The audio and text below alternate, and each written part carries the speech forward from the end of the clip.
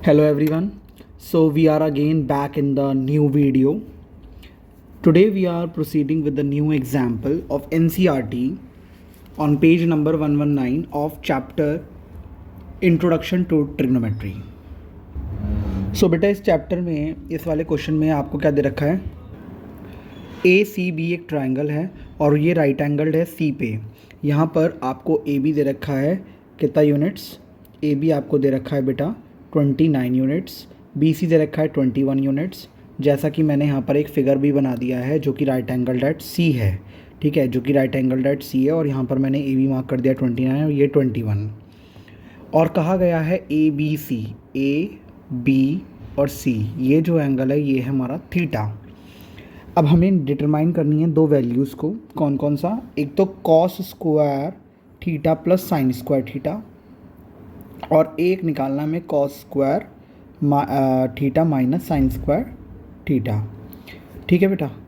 Now अब हम करेंगे कैसे। सबसे पहले आपको दिख रहा होगा ट्राइंगल दिख रहा है आपको, तो ट्राइंगल में आपने लगाया पाइथागोरस थ्योरम, ठीक है। Hypotenuse square equal to perpendicular square plus base का स्क्वायर।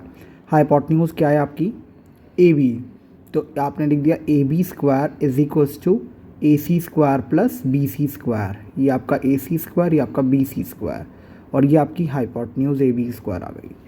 अब आपको ये पता है, ये पता है कि आपको क्या नहीं पता, आपको परपेंडिकुलर नहीं पता, तो आपने लिख दिया यहाँ पर A C square equals to A B square minus B C square. तो आपने क्या करा, ए सी तो यहीं रहने दिया और आप बी सी को उधर लेके चले गए। क्लियर है बेटा। नाउ तो ये हमने ए बी की वैल्यू डाल दी 29 माइनस 21 का स्क्वायर। अब आपको पता है ए स्क्वायर माइनस बी स्क्वायर क्या होता है, ए स्क्वायर माइनस बी स्क्वायर आपने पढ़ा था क्या होता है, ए प्लस बी और ए माइनस बी। तो बेटा वही मैंने लगाने की कोशिश करी है। मैंने इसमें क्या करा है 29 प्लस 21 और 29 माइनस 21, ये मैंने इसलिए किया है ताकि कैलकुलेशन और ज़्यादा इजी हो जाए। ये आप करोगे प्लस तो 50, ये आप माइनस करोगे तो 5, तो 50 इंटू 8 कितना हो गया 400। 400 का अगर रूट चढ़ाएंगे स्क्वायर में जाके तो ये आ जाएगा 20 यूनिट्स। क्लियर है बेटा। तो ये आ गया आपका 20 यूनिट्स। अब आपको ये पता लग गया कि भाई मेरा ये जो ए सी है ये है 20। अब आपको पता है साइन थीटा, साइन थीटा क्या होता है बेटा, परपेंडिकुलर अपॉन हाइपोटेन्यूज। आपने ये डाल दिया 20/29, ये रहा गया। कॉस थीटा क्या होता है, बेस अपॉन हाइपोटेन्यूज। बेस कितना है आपका 21 और ये क्या है 29, तो 21/29 आपके पास ये आ गया। बस हमें ये दोनों चीज़ें चाहिए थी। अब हमें निकालना है cos square theta plus sine square theta. सबसे पहले आप ये 20/29 यहाँ पर वैल्यू डाल देंगे और यहाँ पे 21/29 डाल दी मैंने कॉस की, और साइन की डाल दी 20/29।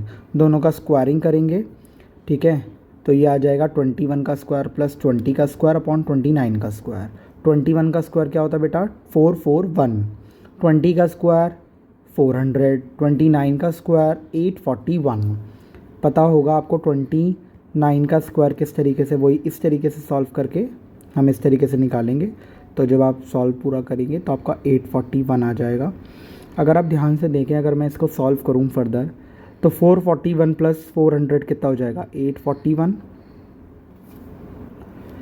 अपॉन 841। तो अगर मैं काटूंगा तो क्या आ जाएगा, यहाँ पर 1 ही आ जाएगा। अगेन प्रोसीडिंग सेकेंड पार्ट में ही मेरे को इसमें वैल्यूज़ डालनी थी 21/29 और 20/29। मैंने वो वैल्यूज डाली हैं और नॉर्मली सॉल्व किया है। और आपको पता है 441 माइनस 200 अगर हम 400 अगर हम करेंगे तो हमारे पास क्या आ जाएगा 41 आ जाएगा। तो ये आ गया हमारा 41/841।